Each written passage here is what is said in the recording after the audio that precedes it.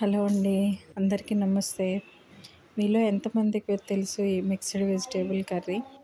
దీన్ని మా ఊళ్ళో కలగలుపు కూర అని అంటారు. అంటే కొంచెం కలిసి వస్తుంది కదా!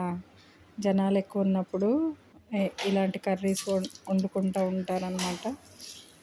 సో ఈరోజు అన్నీ కలిపి కర్రీ చేశాను. ఎక్కువగా దోసకాయ వేసాను. దోసకాయ, వంకాయ, బంగాళదుంప, ములక్కాయలు వేసి చేశానన్నమాట. కాస్త కలిసి వచ్చింది కూర అన్నట్టుగా కలగలుపు కూర అనేవాళ్ళు. సో ఇది నా ప్రాసెస్, మీరు కూడా చూసేయండి ఒకసారి. నేను మళ్ళీ కర్రీని లాస్ట్లో ఉప్పు చూస్తానండి. ఉప్పు చూసి చాలకపోతే వేసుకుంటాను. మళ్ళీ నెక్స్ట్ టైం కొంచెం లాస్ట్లో కొంచెం సాల్ట్ వేసుకున్నాను. సాల్ట్ కొంచెం కారం వేసుకున్నాను.